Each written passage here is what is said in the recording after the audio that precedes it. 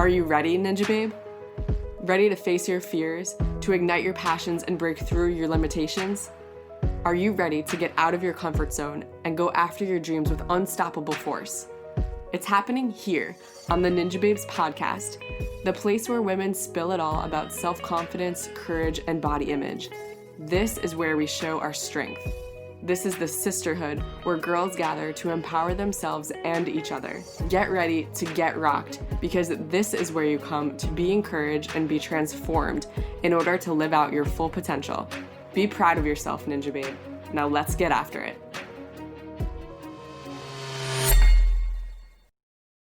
I'm super stoked that you're all here. Me too.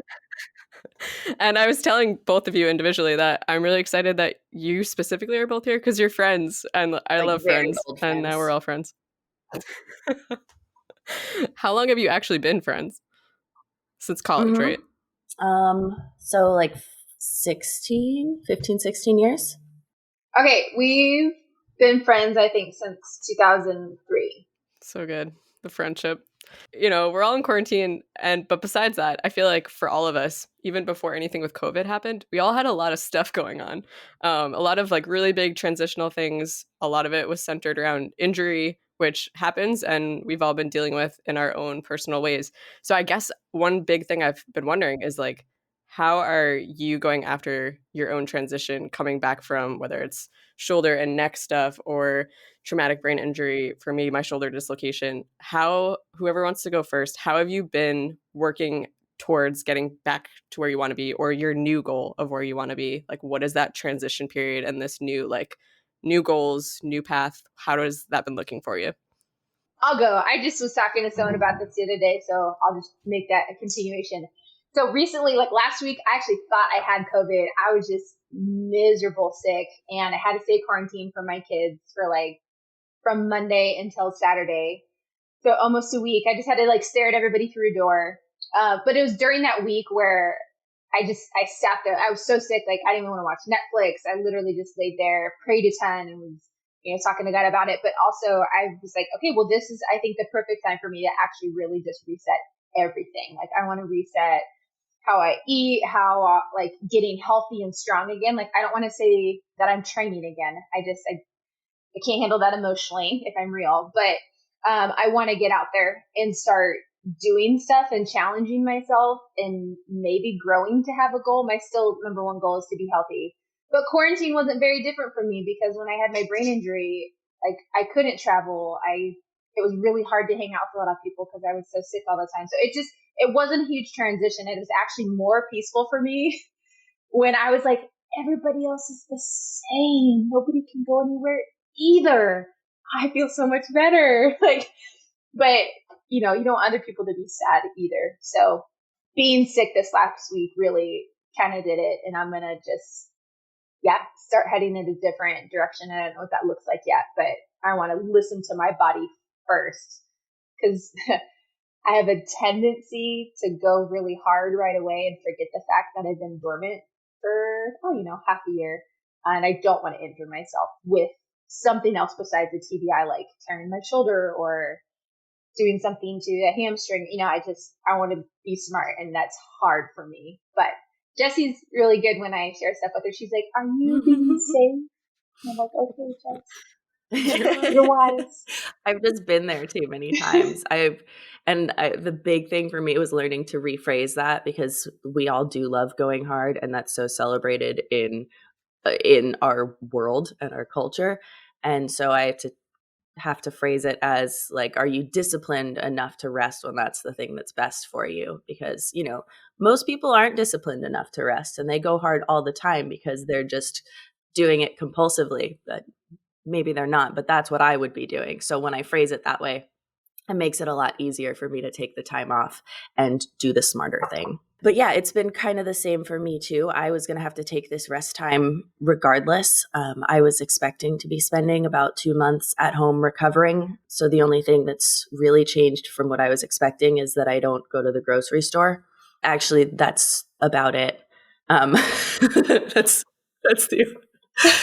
the only difference, because and the thing is, I was recovering from this shoulder and neck injury, or rehabbing them, for well over a year before the quarantine happened. And it's just, I wasn't making progress. I was slowly getting worse. And to spend that much time on recovery and doing all the right things, but getting worse was so depressing that now that I've gotten the stem cell injections and can actually continue doing the same things, but I've had like a trainer and a physiologist working with me who have helped me to train even smarter. But now that I have those resources in my shoulder and my neck and my elbows that are helping my body heal, it's like now I can actually see the positive impact of the things I'm doing. So I'm actually improving. So this quarantine time has been just so amazing and inspiring for me to be like, oh my gosh, the stuff I've been doing works. Like I can improve and maybe I can even be strong and accomplish things again.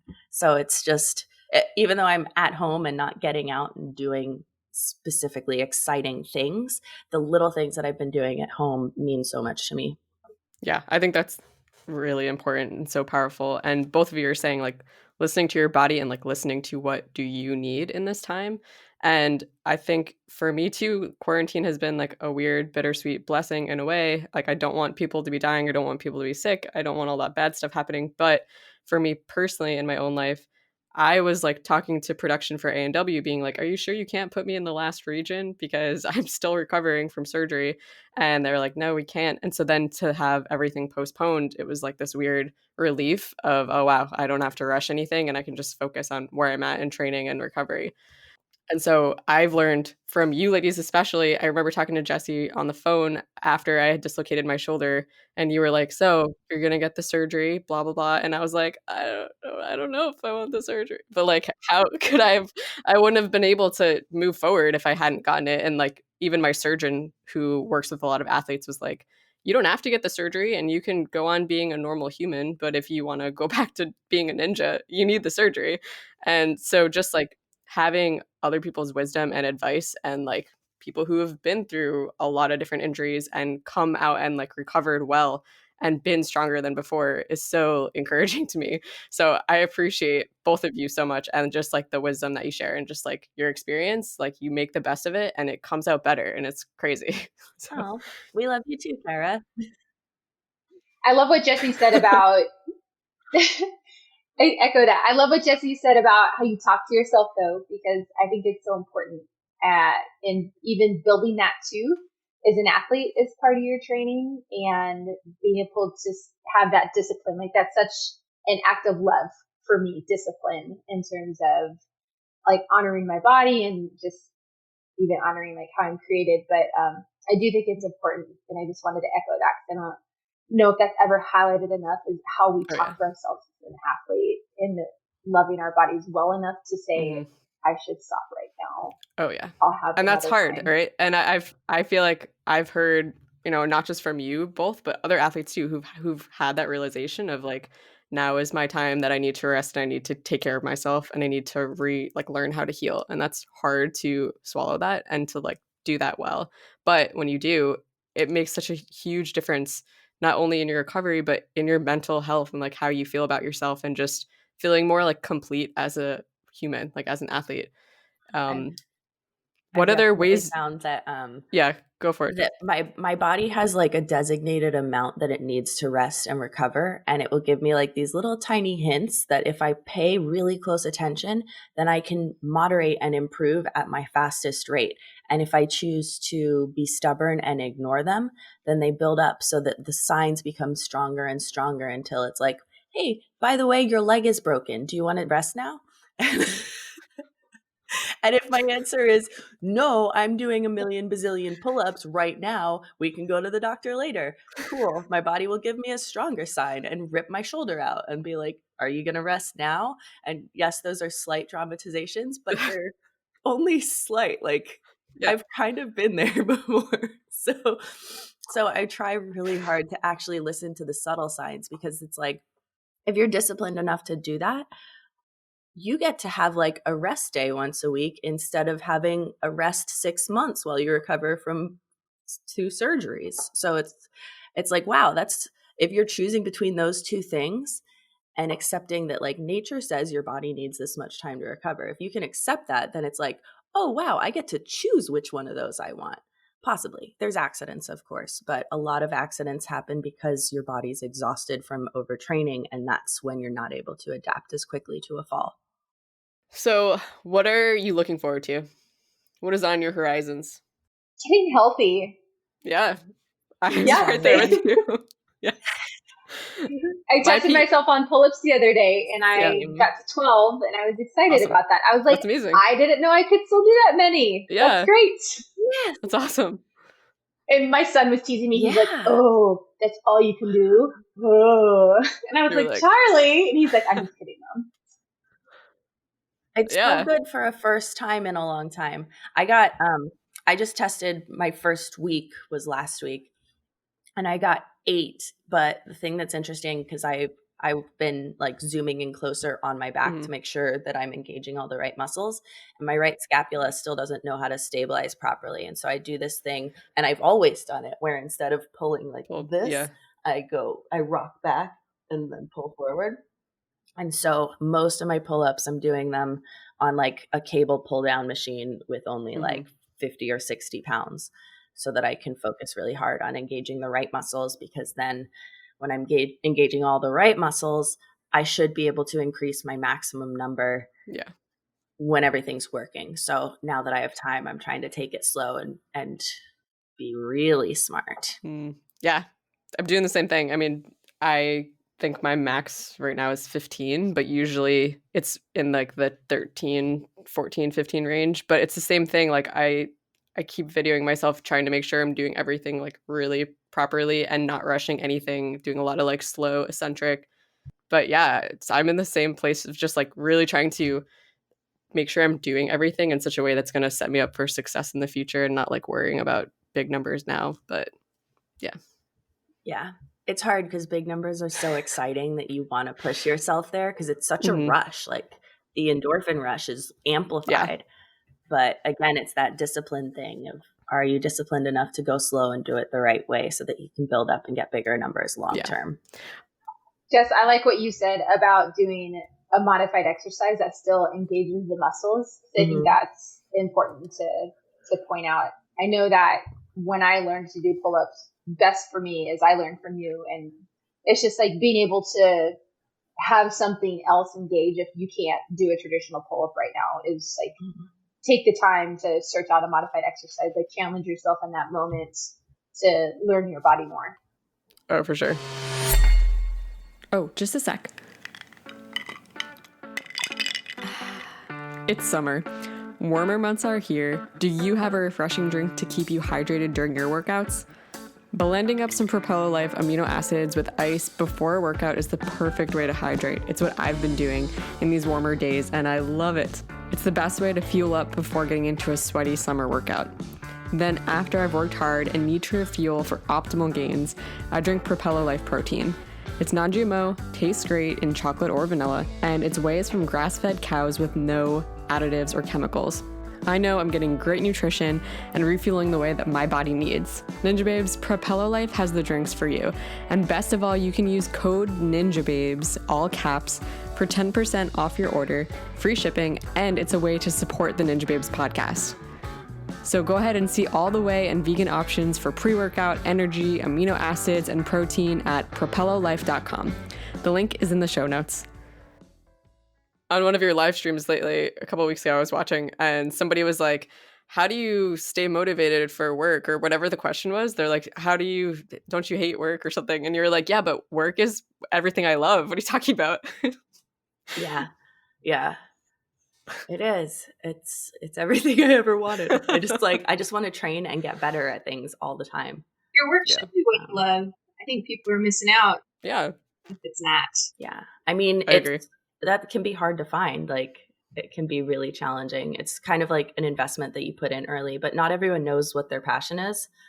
And so that's something that I've always been really great for, is that I've just known from like age 4 roughly what I wanted to do. And so it's a lot easier to do anything when you do have that inner passion and know what you love to drive towards it, because you just want to do the work. Totally. And it can for some people, it takes a lot of searching to find it and to see what really clicks and drives you. I thought I was going to be a PE teacher in the Air Force, and I am way off. Oh, wow. But you're lucky that you found it, you know? And maybe I bet that drove you for a while. Like that probably motivated you to learn and improve in a lot of ways. That gave you strengths that you now use. Yeah, for sure.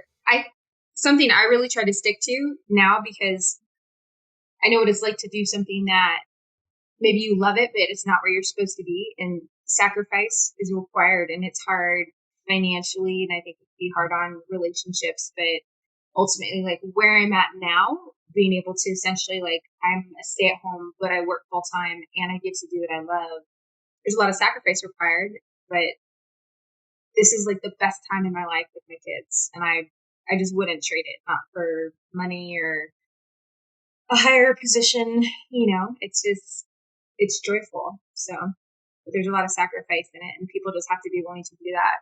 I've had job offers and people thought I was crazy to turn them down, and literally they're like, I really thought you were nuts, but they're like, now that I see what's happening in your life, like it encouraged them. So I just want to encourage people in that way too. Like, stuff might take time and a lot of no's and other things in order to let, like, God have another yes in your life somewhere else.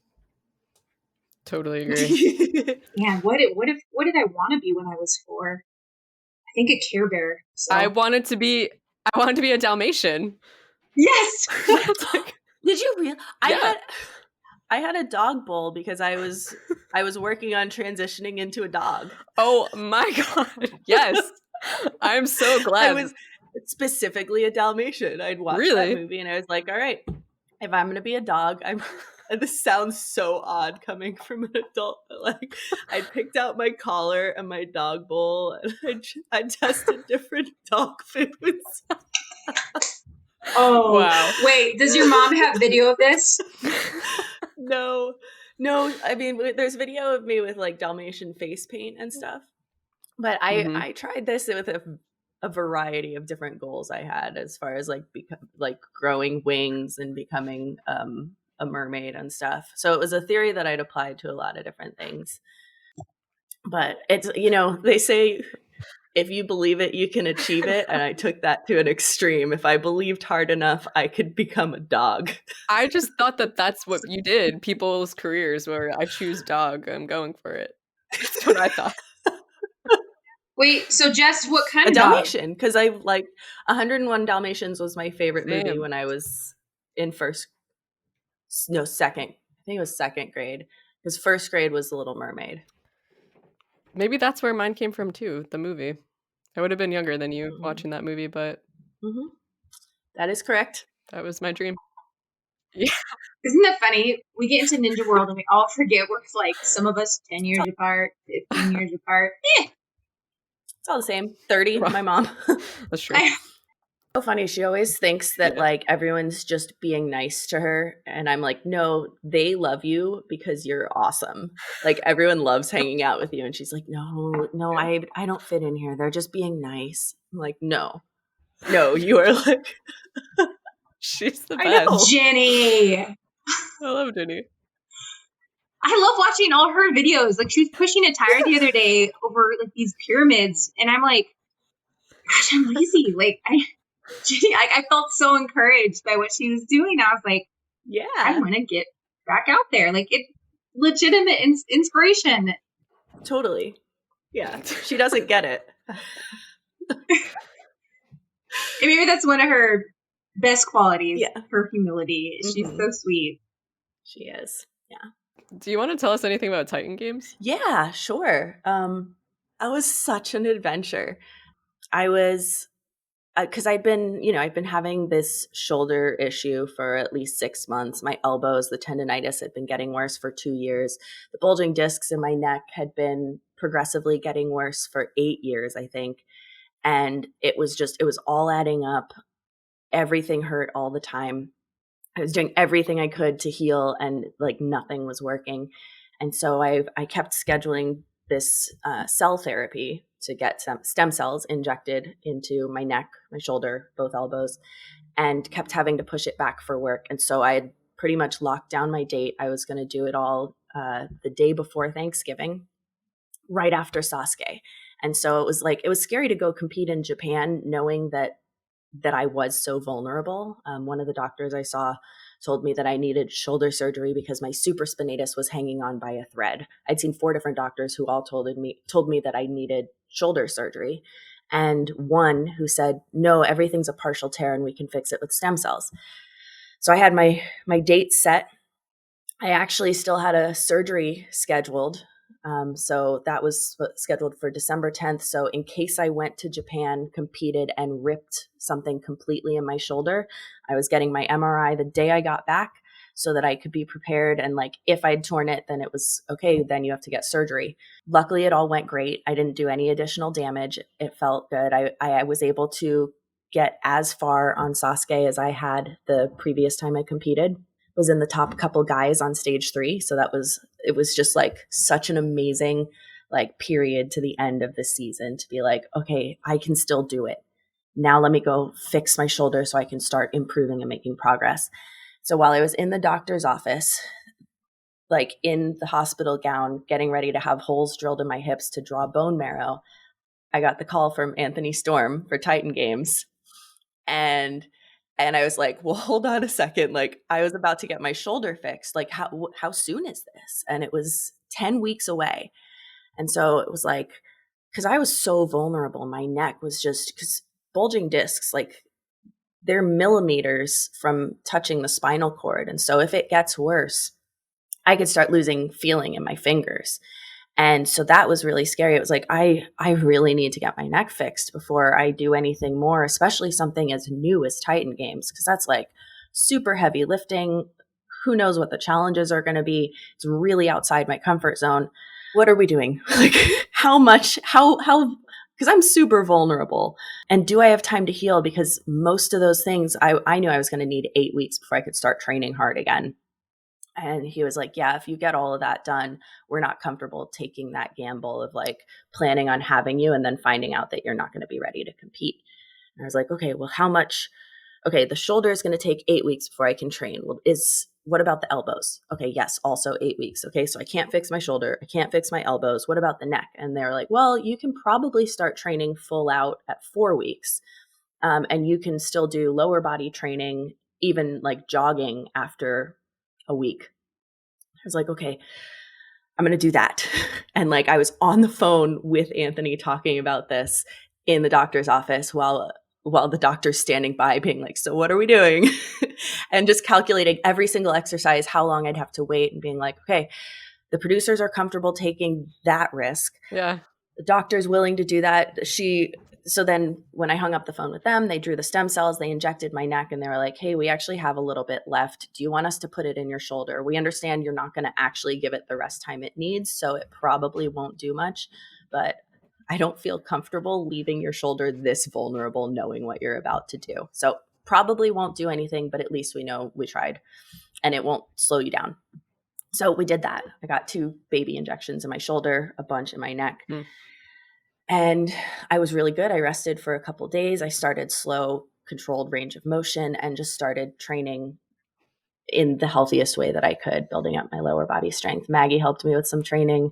I worked with a trainer, sports scientist from a place called Game Ready. She helped me with periodization and neuromuscular or neurokinetic resequencing, and just like training my body to be more ready for impact, which I had done a lot of slow controlled strength training, which wasn't enough to have me ready for dynamic stuff. And that's part of why I was getting injured. And just tried to start working on heavy lifting because I am terrible at heavy lifting. Like Maggie can squat more than twice as much as I can. For some reason, like I guess I'm efficient with my movement because I can jump really high, but I am terrible at squats, like embarrassingly bad. And I was like, I'm going to be in so much trouble because I'm competing against like world ranked CrossFitters. Like they're going to crush me, but I'm not afraid to try a challenge that I'm going to be bad at. And I am so glad I did it because the training I did in preparation for this, like I now love doing cardio. I did not expect that to happen. I haven't heard this yet. I want to cry. I know. Maggie's freaking out. I just beat my mile time, which again, I need a minute. I don't, and it's part of it is because like we've divided it into like, I understand different energy systems. And so I rotate on like a light aerobic day and a threshold day, and then like a lactate and an analactic day. And I do like phosphocreatine sprints and like, and I feel so cool when I can measure things and track the data and the improvement. My baby's all grown up. I know. Thanks, Maggie.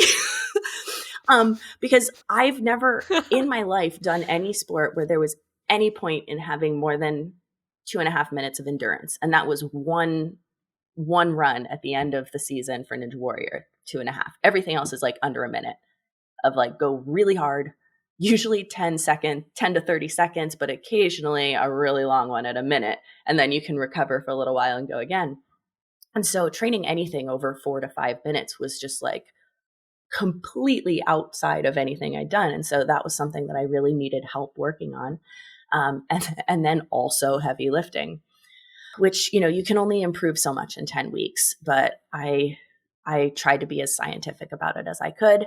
And because Ninja is so focused on pulling, we tend to all overdevelop our back, underdevelop our chests, and have our shoulders then out of alignment. So when we take impact, they're in the wrong position to take the impact and are more prone to injury. And so because I was training for something totally different where I had to balance it out and get stronger at pushing, it actually decreased the pain in my shoulders, improved my posture, and gave me this different confidence of like, oh, you know what? Even if my shoulder doesn't heal and I can't do Ninja again, here's a totally different strength thing that I can work on and have huge improvements and learn to do different things and have that feeling of getting better and being strong, and like seeing the other women who are just absurdly strong and what they could do and be like, this is another like limitless challenge of like, there's always goals to improve in. And so this has been such a positive experience for me in so many ways. It was so exciting. But then seeing how strong those women were was just like, I'm in so much trouble. How cool is that to be like put in a whole nother like element and like realize all these other athletes that, you know, so cool. That's awesome. Yeah, it was definitely intimidating because I know coming into it, so much of the audience is like, Jessie's amazing at obstacles. She's going to crush. And I'm like, you guys are wrong. I'm like, I'm going to do my best and hope that it's really technical and strategic, because if it's just like heavyweight strength based, I'm doomed. And there is a lot of that on this show, but there's also room for my strengths to shine through. So it'll be really exciting to see what direction that goes. But yeah, so much fun. So exciting. I made some new friends who now like one of the girls that I competed against lives about an hour and a half from me. And so now not now, but we trained together once after shooting. She's helping me with my lifting and I'm helping her with her agility. Love it. So it's really so good. I'm so proud of you. Yeah. That's awesome. Thanks. When does the episode start airing for their season? Yeah, it was actually not supposed to air until January, but I think because the quarantine delayed the shooting of Ninja Warrior, and it's all the same production crew and everything, so it was like there was a time slot open on NBC. That makes sense. And it sort of fit in there, which works out amazingly for me. Yeah. And then, of course, now for all of us, well, for some of us, I guess, now we have more time to train for Ninja. And so I might actually be able to do that because I had committed to the understanding that I was not going to be strong enough and ready for Ninja this year, especially because I delayed the stem cell injections. Mm-hmm. Wow. Crazy how it all works out. Yeah. I love it. Yeah. Yeah, I'm excited for all the ninjas that have more time, like the ones who they knew, hey, like this is going to be a tough season for me, or like Cara, you're battling through injury. I just remember like even praying about that like earlier in the year, like trying to have discernment on like, I don't want to take someone else's spot. And like you wanted to be so mindful of that, which I respected a lot. Mm-hmm. And now like you have that time. Yeah. Like, it's such a gift. Yeah, that's how I feel for sure. Yeah. It's probably good for almost all the ninjas in the sense that nobody's good at resting. Yeah, it's so true. Like, every ninja that I know is terrible at resting. And like the more leagues that have popped up, the more local competitions are. People are competing year round and not resting. Yeah. And so maybe this is giving them a chance to be a little bit safer and give themselves some recovery time. Totally. When Jessie was training for Titan Games, she was like, I wonder if these shoes are good. And we were like trying to figure out if they were or not. I had on regular running shoes, and I was trying to show her like a better way to push on the turf. And again, like actually training with Jessie was the first time I had actually trained. I like trained back from my injury. And so she really helped me in that, because she was like, should you be doing that? And I was like, okay. But anyways, so she's getting ready to push a sled. And when I would do the sled, I would have like one plate. So I'm trying to be smart. And for her, not like really, she had 10, but she like stacked up a bunch. And I was like, all right, well, maybe I think I can do this. And I was like, all right, Jess, this is what you need to do. And like, put your hands here. And I pushed with all my might, and my feet just slid out from underneath me. And I was just holding on to the front of the sled, and I was face down. And we were in like this CrossFit gym where you can tell everyone there is like a legit CrossFitter. We're totally the outsiders. We were in our own world on the turf doing our thing. And I'm just face down on the turf. And she goes, I guess my shoes are good. And I was like, I love you, Jessie. Like, and it's one of those things, like, you totally, like, I got up and I was like looking around. I'm like brushing myself off, and I was like, you're good to go. I'm just gonna, I'll time you. They were terrible for running, though. They were like basketball high tops. I was trying out a bunch of different things because I always modify my shoes for ninja or whatever I'm doing. And I wanted something that had a harder toe box in case I had to like kick holes in a wall.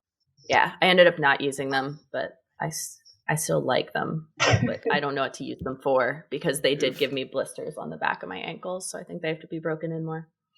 Maggie, did you want to share anything else about like what your recovery has been like with TBI? Or yeah, I think just what I want to encourage in that is when people have a concussion, just to take it seriously and to try to get it checked out. What I've come up on is, especially as I've shown on social media, is a lot of people have written and they're like, oh my gosh, I didn't know vision or this or nausea could be related to a head injury. I had one, and even people who have had minor head injuries can have significant systems.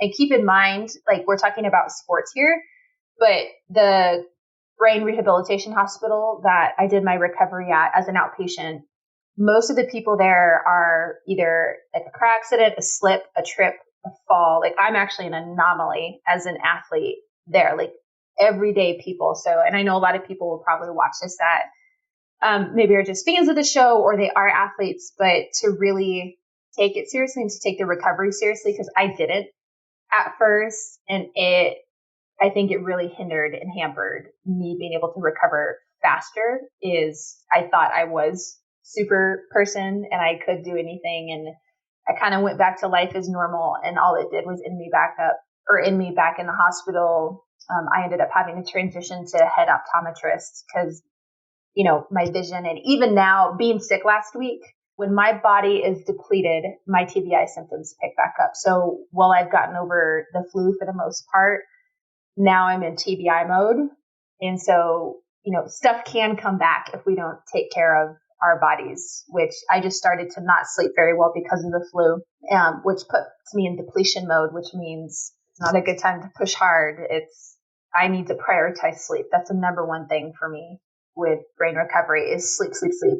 I spent so much time on the internet thinking I could solve it or find some kind of solution. I went to a doctor in Oklahoma. I tried every vitamin you can think of. I did CBD oils, CBD sleep strips, supplements, changed my diet, cut out caffeine. I mean, I did everything under the sun. And I remember seeing a doctor and I had this whole list of notes, like I nerded out on, and was like, well, maybe it's this, or this. And she looked at me and she's like, you need to hear this.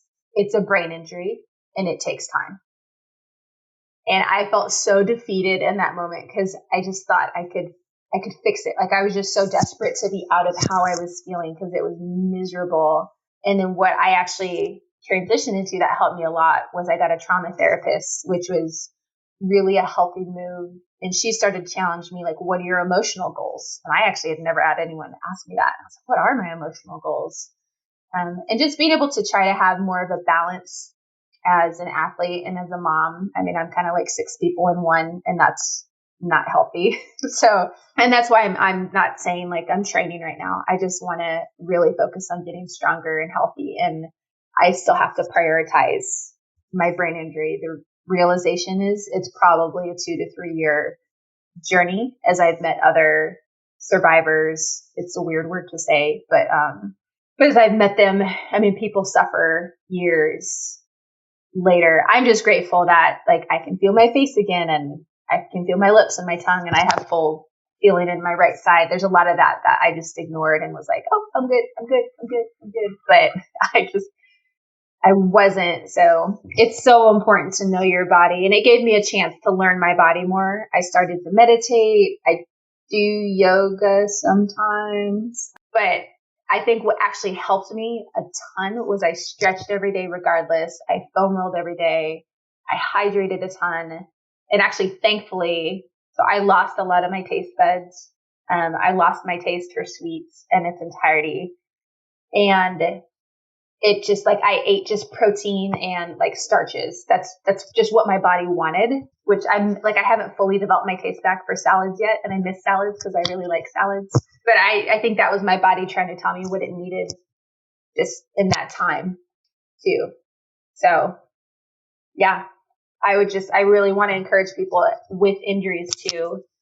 If they feel like they need counseling to get that helped me so much. Unless you've been through it or you know someone else who's been through it, sometimes it's hard and lonely, and especially if you don't have like a support group. I finally started to open up to people like later in the year and tell them how I was doing, because I'm traditionally probably not a super vulnerable person, but I don't know. What do you think, Jess?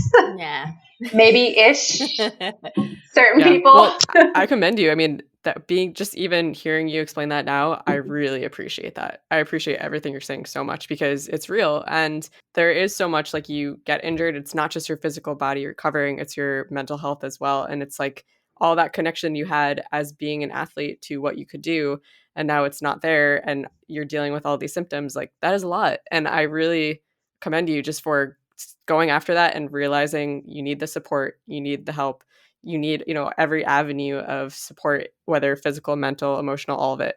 And I think it's so good what you're doing, just being willing to go for therapy, being willing to see the right doctors. And it is going to be probably a long process, but like I see so much strength in that. And that's so encouraging. I think of like Jennifer Tavernier. She also had a TBI TBI from Ninja. And talking to her and her experience, there's a lot of similarities in like what she went through. But now she was able to, it was a lot of like challenges to figure out, okay, what can I do? But once she found it, she found her niche in that place and like, all right, I can feel good here. Like I can do this. And so I just commend you for like being willing to take that path because it's hard. It's hard to like reorganize your brain as, okay, well, what can I do now? Yeah. Thanks. No, I appreciate that. And even so, I had to fight for 2 months with insurance to get like the counseling part covered. And sometimes stuff like that is hard, but it's worth it. So I want to encourage that too. Or if you need someone to help like battle for you, is to be willing to bring that other person in. Well, I appreciate all you ladies. Thank you for being on today. Did anybody else want to share anything before we close this out? Jessie's amazing. I'm so proud you love cardio. Little big girl. Cara, you're amazing. I love that you do these podcasts. You take the time. I know it's a ton of work. And so I just want to recognize that for sure. Thanks. I love it. I love being able to talk with you and share all this with the world. And you're my sisters. That's how I feel about it. Be strong. Be you. Be a ninja babe. Hey, that's easy. Hey!